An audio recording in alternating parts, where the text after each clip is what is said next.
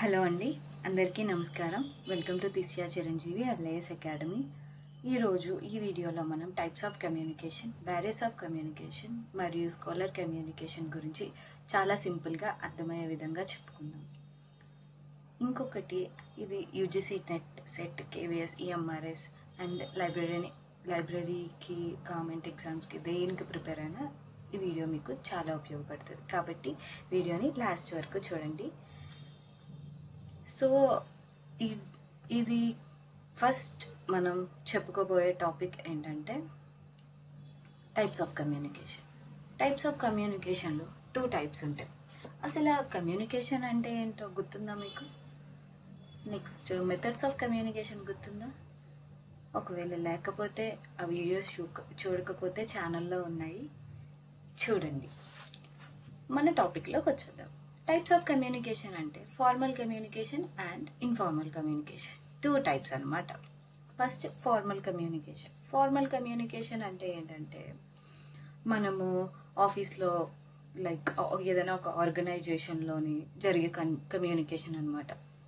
అప్పుడు లైబ్రరీలో జరిగే కమ్యూనికేషన్ కానీ, స్కూల్స్లో జరిగే కమ్యూనికేషన్ కానీ, కాలేజెస్లో జరిగే కమ్యూనికేషన్ ఫార్మల్ కమ్యూనికేషన్ అనమాట. ఈ ఫార్మల్ కమ్యూనికేషన్లో కొన్ని టైప్స్ ఉన్నాయి. ఏంటి? డౌన్వర్డ్. డౌన్వర్డ్ అంటే ఏంటి? Top to bottom. For example, manager ఎంప్లాయీస్కి ఇన్స్ట్రక్షన్స్ ఇవ్వడం, అదనమాట. ఫర్ ఎగ్జాంపుల్, ఇంకొక చిన్న ఎగ్జాంపుల్ మనందరికి ఈజీగా అర్థమయ్యేలా, మన లైబ్రరీలోకి ఎవరైనా యూజర్ వచ్చారనుకోండి, స్టూడెంట్ వచ్చారనుకోండి, మనం ఏం చేస్తాం? ఒక బుక్ ఇష్యూ చేస్తాం. బుక్ అడిగితే ఇష్యూ చేస్తాం. ఆ బుక్ ఇష్యూ చేసినప్పుడు కొన్ని ఇన్స్ట్రక్షన్స్ చెప్తాం. ఏమని? You have to return the book in time అని చెప్పి, 15 days లోపున బుక్ రిటర్న్ చేయాలి, లేకపోతే ఫైన్ అని చెప్పేసి మనం చెప్తూ ఉంటాం. రిటర్న్ చేయాలి లేకపోతే ఫైన్ అలా చెప్తూ ఉంటాం కదా. So downward communication, top to bottom అలా. Next upward communication, bottom to top. Bottom to top అంటే ఏంటంటే ఎంప్లాయీస్ రిపోర్ట్ ఇవ్వడం. లైక్ లైబ్రరీ ఎగ్జాంపుల్ ఎలా చెప్పుకోవచ్చు అంటే, యూజర్ బుక్ రిటర్న్ చేయడం. రిటర్న్ చేసినప్పుడు ఇన్ టైంలో రిటర్న్ చేశాను అని చెప్పేసి చెప్పడం, బుక్ రిటర్న్ చేయడం. ఫర్ ఎగ్జాంపుల్, మనకి అర్థమయ్యే ఈజీగా చెప్తున్నానే. నెక్స్ట్ లేటరల్ అండ్ హారిజెంటల్ అంటే ఏంటంటే ఒక ఆర్గనైజేషన్లో సేమ్ లెవెల్ వాళ్ళు ఇద్దరు మాట్లాడుకోవడం అనమాట. ఫ్రెండ్స్, కొలీగ్స్, వీళ్ళ మధ్య డిస్కషన్స్ అనమాట హారిజెంటల్ కమ్యూనికేషన్ అంటే. లైబ్రరీ ఎగ్జాంపుల్ చెప్పుకోవాలంటే, ఒక ఇద్దరు ఫ్రెండ్స్ ఉన్నారు, ఇద్దరు యూజర్స్ ఉన్నారు. ఫర్ ఎగ్జాంపుల్, ఇద్దరు యూజర్స్ లైబ్రరీకి వచ్చారు. ఒక యూజర్ ఇంకో యూజర్కి చెప్తున్నారు, this book is very nice, you must read this book అని చెప్తున్నారు అనమాట. సో అప్పుడు ఆ రీడర్ వాళ్ళిద్దరి మధ్య కమ్యూనికేషన్ జరుగుతుంది కదా, ఇద్దరు సేమ్ ఫ్రెండ్స్ కదా. సో దాన్ని హారిజెంటల్ కమ్యూనికేషన్ అని అంటారనమాట. Next diagonal communication. డయాగ్నల్ కమ్యూనికేషన్లో డిఫరెంట్ డిపార్ట్మెంట్, డిఫరెంట్ లెవెల్స్ మధ్య కమ్యూనికేషన్ జరిగేదన్నమాట. Next our favourite, informal communication. ఎందుకంటే ఇదేంటో మన అందరికీ తెలుసు. Informal communication, unofficial communication. Like దీనికి రూల్స్ ఏమీ ఉండవు. మనం ఇదిగా మాట్లాడుకోవచ్చు. లైక్ వాట్సాప్లో కానీ, సోషల్ మీడియాలో కానీ, ఫేస్ టు ఫేస్ టాకింగ్ కానీ, ఇవన్నీ అనమాట. ఇవన్నీ మనం డైలీగా మనం చేసేది, మన ఫ్రెండ్స్తో మాట్లాడుకుంటాము. ఇవన్నీ ఇన్ఫార్మల్ కమ్యూనికేషన్. గాసిపింగ్. ఇందులో అడ్వాంటేజెస్ ఏంటంటే ఫ్లెక్సిబుల్, ఎప్పుడైనా మాట్లాడుకోవచ్చు. బట్ ఫార్మల్ కమ్యూనికేషన్ అలా కాదు. This is not a formal communication, is not a flexible. Certain time, ఆర్గనైజేషన్లో ఉన్నప్పుడు సర్టైన్ టైం వరకు ఫార్మల్ కమ్యూనికేషన్ అవుతుంది. Next quick sharing problems. మన ఫ్రెండ్స్తో మన ప్రాబ్లమ్స్ గురించి షేర్ చేసుకుంటాము, లేకపోతే హ్యాపీనెస్ గురించి షేర్ చేసుకుంటాము, ఏమైనా. Next improve relationship. కమ్యూనికేషన్ జరుగుతూ ఉంటే మన రిలేషన్షిప్ కూడా ఇంప్రూవ్ అవుతూ ఉంటుంది కదా. సో అదనమాట టైప్స్ ఆఫ్ కమ్యూనికేషన్. మీకు అర్థమైంది అనుకుంటున్నాను. Next, and this one is also important, match the ఫాలోయింగ్లో రావచ్చు, barriers of communication. Barriers of communication అంటే ఏంటంటే, కమ్యూనికేషన్లోని ప్రాబ్లమ్స్ క్రియేట్ చేసే ఫ్యాక్టర్స్ని బ్యారియర్స్ ఆఫ్ కమ్యూనికేషన్ అంటారనమాట. ఫస్ట్ లాంగ్వేజ్ అంటే సిమెటిక్.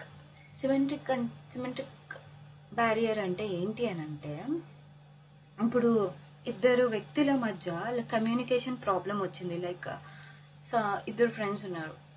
ఒక ఫ్రెండ్ ఏమొచ్చి సౌత్ నుంచి, ఇంకో ఫ్రెండ్ ఏమొచ్చి నార్త్ నుంచి. సో ఇద్దరి మధ్య కమ్యూనికేషన్ డిఫరెన్సెస్, తను హిందీ మాట్లాడుతుంది, తను తెలుగు ఇద్దరికి ఒక లాంగ్వేజ్ ఒకరికి అర్థం కాదు. సో అప్పుడు లాంగ్వేజ్ ప్రాబ్లం వస్తుంది కదా. సో అదనమాట. ఇది ఇంపార్టెంట్, ఎందుకంటే సిమెట్రిక్ మ్యాచ్ ద ఫాలోయింగ్లో ఈక్వేషన్స్ అడిగే ఛాన్సెస్ ఉన్నాయి. నెక్స్ట్ సైకలాజికల్ బ్యారియర్స్ అంటే ఏంటంటే మనిషికి ప్రశాంతత.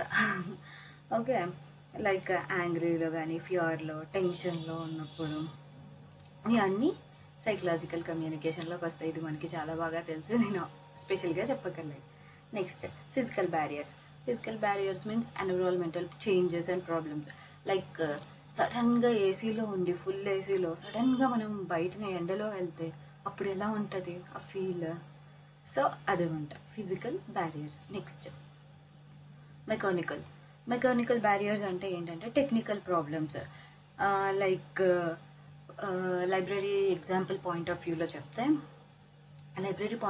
ఎగ్జాంపుల్ చెప్పాలని అనుకుంటే, మనము కోహా సాఫ్ట్వేర్ కానీ ఏదైనా సాఫ్ట్వేర్ యూజ్ చేస్తాం. మనం కరెక్ట్గా మన డేటా ఎంటర్ చేసినప్పుడు ఏదైనా ఇష్యూ వచ్చింది, సైట్ ప్రాబ్లం వచ్చింది, ఏమైనా వచ్చింది అనుకోండి, అది కూడా ఒక బ్యారియరే కదా. సో అదనమాట. Next organizational barriers.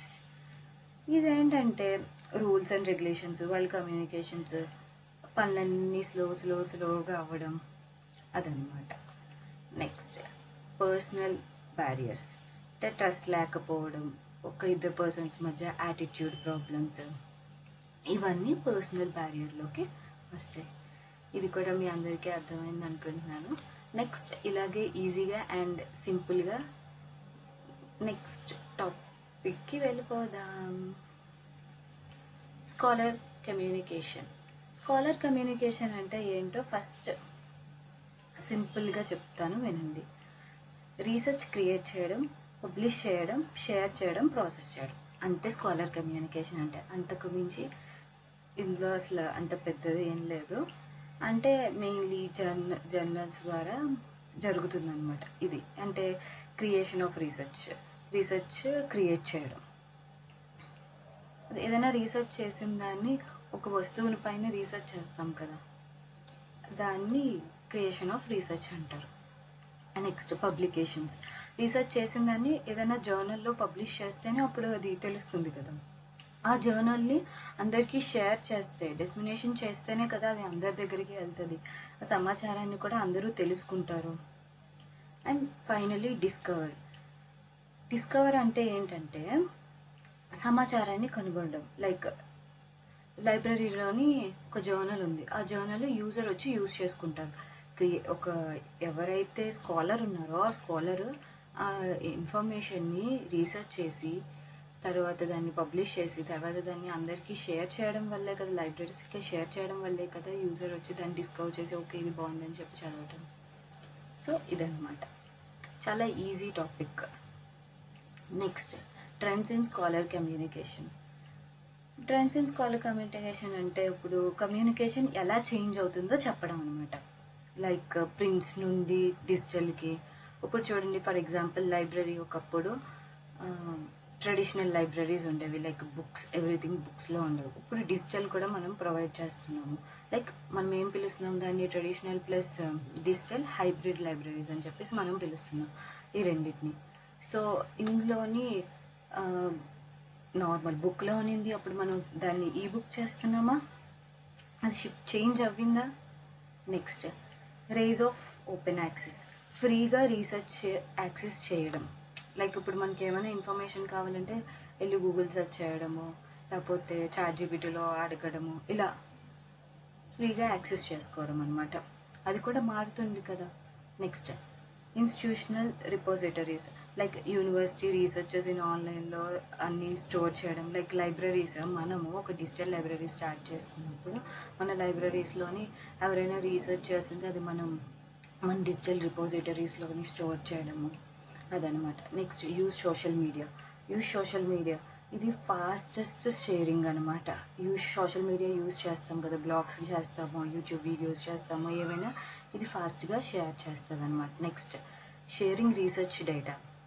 Sharing research data అంటే రీసెర్చర్స్ రా డేటాను కూడా షేర్ చేస్తున్నారు. ఒక్కొక్కసారి రీసెర్చర్స్ ఏం చేస్తున్నారంటే రా డేటాను కూడా షేర్ చేస్తున్నారనమాట. సో ఇక్కడి వరకు మీ అందరికీ అర్థమైంది అనుకుంటున్నాను. అర్థమైతే నా ఛానల్ని లైక్ చేయండి, షేర్ చేయండి, సబ్స్క్రైబ్ చేయండి. ఇలాంటి మరిన్ని వీడియోస్